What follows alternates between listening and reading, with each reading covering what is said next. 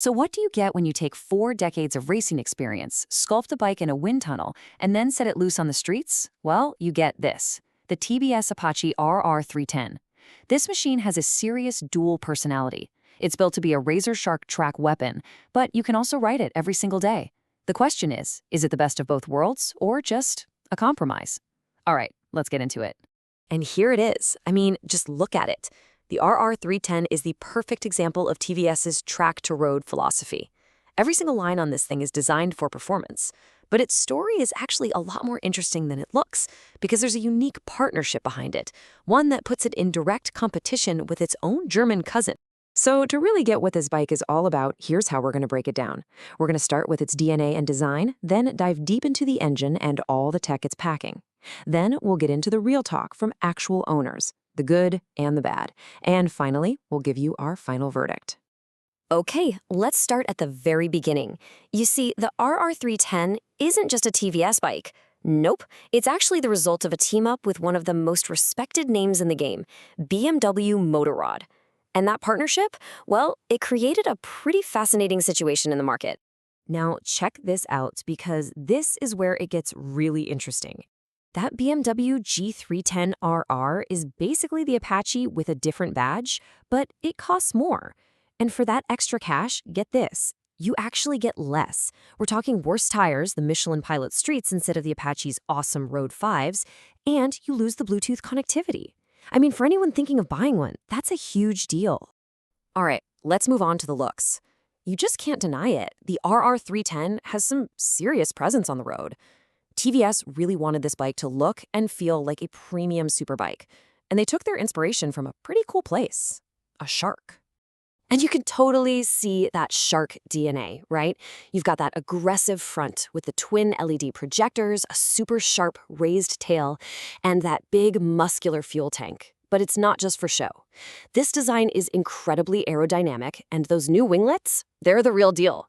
They actually create up to 3 kilos of downforce to keep you planted at high speeds. That is pure track tech, right there on a street bike. Of course, if you're going to look that good, you need the performance to back it up. At the heart of the RR310 is a really unique engine, a reverse-inclined 312.2cc motor. Now, what that means is the engine is tilted backward, which helps centralize the bike's weight and makes the handling way sharper.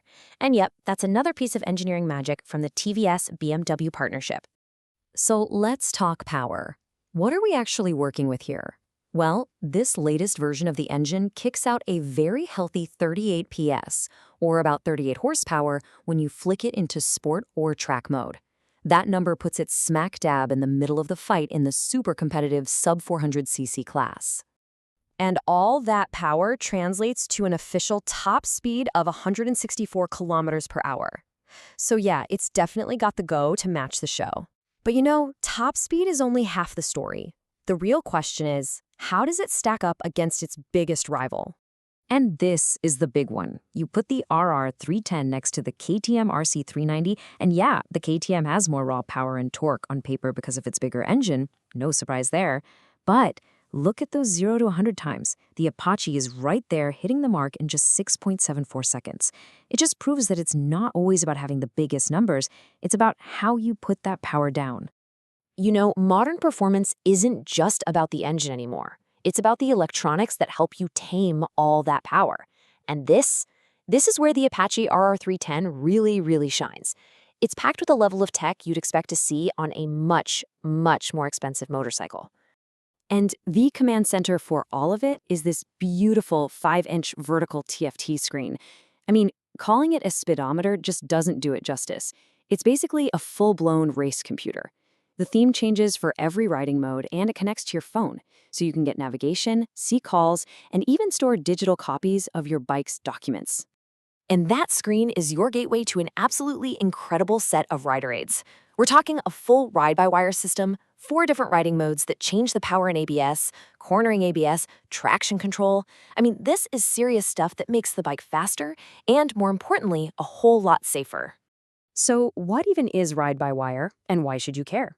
Well, put simply, it gets rid of the old-school throttle cable and replaces it with electronics.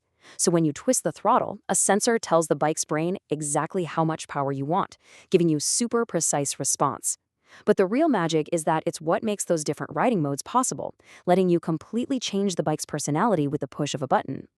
All right, on paper, the RR310 sounds just about perfect.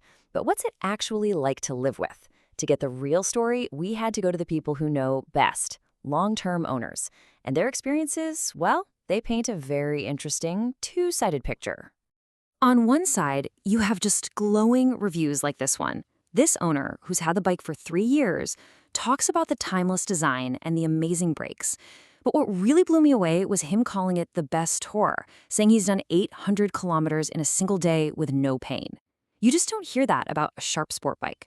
But then, from the exact same owner, you get this really stark warning. This is the other side of the coin. He says flat out, do not buy this bike unless you're ready to fix problems yourself and deal with terrible after-sales service. That is a massive red flag. So let's just lay it all out. The pros are pretty clear. It has a stunning design that won't get old. Fantastic brakes, it's surprisingly comfortable for long trips, and it's an incredible value for the money. But the cons are just as big. There are reports of reliability issues, some engine vibrations, a really bad service experience for many, and it tends to get hot in city traffic. Okay, we've looked at the design, the performance, the killer tech, and we've heard the unfiltered truth from owners. So now it's time to put all the pieces together and answer the one big question. And you know, at the end of the day, it all comes down to who you are as a rider. The answer isn't a simple yes or no. It really depends on what your priorities are and, frankly, what you're willing to put up with. This bike is a perfect match for a few kinds of riders. If you're a beginner or intermediate rider looking for your first real performance machine, it's fantastic. If you want that superbike look and feel without that superbike price tag, it's an absolute winner.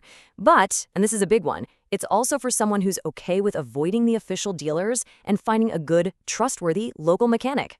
And that really leaves us with the final, most important question. The TVS Apache RR310 offers a package of tech, design, and performance that is almost unbeatable for the price. But is that incredible value worth the potential gamble on service and reliability? That's the trade-off, and that's a decision only you can make.